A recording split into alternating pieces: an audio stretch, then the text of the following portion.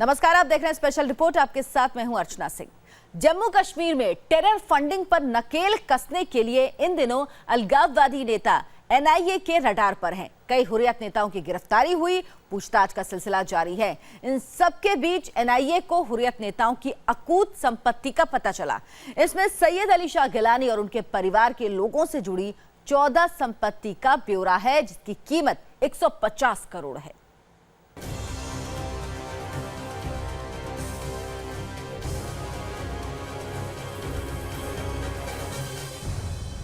देश के गद्दारों ने आतंक के पैसे से दिल्ली से लेकर श्रीनगर तक अकूत दौलत बना ली है। टेरर फंडिंग में 7 अलगाववादी नेताओं की गिरफ्तारी और मनी लॉन्ड्रिंग में शब्बीर शाह की गिरफ्तारी के बाद एनआईए ने गिलानी फैमिली की संपत्ति का पूरा कच्चा चिट्ठा खंगाल लिया है। अलगाववादी नेता सैयद अली शाह गिलानी और उनके परिवार के साथ साथ मीरवाइज उमर फारूक की दिल्ली समेत देश के कई शहरों में बेनामी संपत्तियां हैं। पहले आपको बताते हैं सैयद अली शाह गिलानी की दौलत के बारे में। एनआईए को मिली जानकारी के मुताबिक गिलानी का सोपोर में 1 करोड़ का बंगला है, जो 2 कैनाल जमीन पर 2 मंजिला है। श्रीनगर के रहमताबाद कॉलोनी में दफ्तर और घर है। साथ ही श्रीनगर के बुलबुल बाग में 2 मंजिला मकान भी है। श्रीनगर में यूनिक पब्लिक स्कूल, बागे मेहताब में 2 मंजिला मकान, बेमिना में 3 मंजिला कोठी, पाटन के सिंगापुर में 100 से 150 कैनाल जमीन, रहमताबाद में 2 मंजिला मकान के साथ साथ हैदरापुरा में 4 बड़ी गाड़ियां गिलानी के नाम से रजिस्टर्ड है।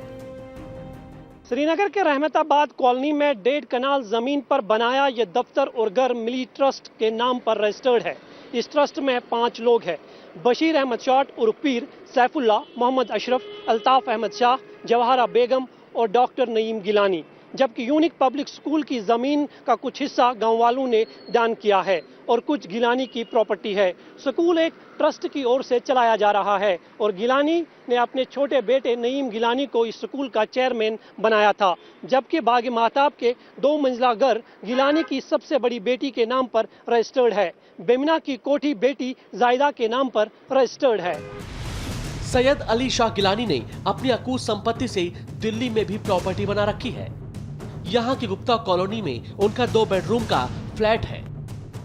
सैयद अली शाह गिलानी के पास दिल्ली के खिड़की एक्सटेंशन के अंदर 2 कमरों का एक फ्लैट है। एनआईए की जानकारी के मुताबिक गुप्ता कॉलोनी का ये फ्लैट दरअसल 8 लाख रुपए में खरीदा गया और ये हवाला ऑपरेटर जीएम भट्ट के नाम पर रजिस्टर है। कश्मीर में टेरर फंडिंग और मनी लॉन्ड्रिंग के मामले में गिलानी के दामाद अहमद शाह को भी गिरफ्तार किया जा चुका है। शाह हुर्रियत कॉन्फ्रेंस का मुख्य ऑर्गेनाइजर है। अहमद शाह का बागे मेहताब में 2 मंजिला मकान है। भटिंडा में 2 कमरे के मकान के अलावा श्रीनगर के लाल चौक में दुकान, हंडूरा गांव में 8 कैनाल जमीन और श्रीनगर के बेमिना एचआईजी कॉलोनी में 2 मंजिला मकान है।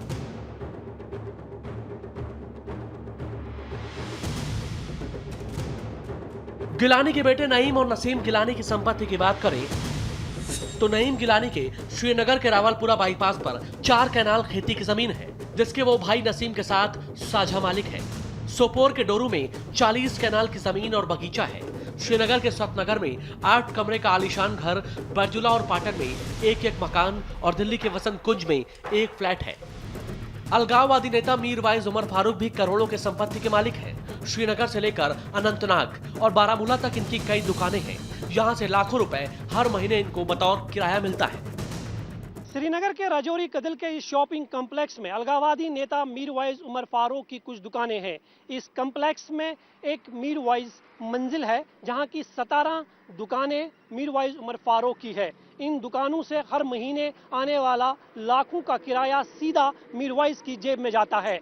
वहीं श्रीनगर के लाल बाजार के मौलवी स्टॉप पर शॉपिंग कॉम्प्लेक्स में 17 से 18 दुकानें हैं। यहां गुलाम कादिर बेग इन दुकानों की देखभाल करता है। एनआईए की पड़ताल में मीरवाइज उमर फारूक की नौहाटा इलाके में जामिया मस्जिद में 100 से 150 दुकानें हैं। दुकान से हर महीने करीब 10 लाख से ज्यादा किराया आता है। श्रीनगर के राजौरी कदम की मीरवाइज मंजिल में शॉपिंग कॉम्प्लेक्स है। 1 कैनाल जमीन पर बहुमंजिला शॉपिंग कॉम्प्लेक्स में 50 दुकान है। श्रीनगर के निगीन में 3 कैनाल जमीन पर पुश्तैनी घर है। श्रीनगर के लाल बाजार में शॉपिंग कॉम्प्लेक्स में 17 से 18 दुकानें हैं। अनंतनाग के बस स्टैंड पर नुसरत उल इस्लाम के नाम पर कई दुकान हैं। पाटन और बारामूला में दुकान, श्रीनगर के नावा बाजार में ऑफिस के साथ साथ श्रीनगर की आली मस्जिद और निशात इलाके में दुकानें हैं। हालांकि टेरर फंडिंग में अलगाववादी नेताओं के नाम आने के बाद अब सरकार इनके ठाट पर कैची चलाने की तैयारी में है। अलगाववादियों की सुरक्षा और दूसरी सुविधाओं पर सरकार हर साल लगभग 20 करोड़ रुपए खर्च करती है। अलगाववादियों को विमान से यात्रा, होटल खर्च और चिकित्सा की सुविधा भी दी जाती नहीं है, लेकिन अब सरकार इनको मिली इन सुविधाओं पर कटौती की तैयारी में है। दिल्ली से अभिषेक उपाध्याय के साथ मंजूर मीर, इंडिया टीवी, श्रीनगर।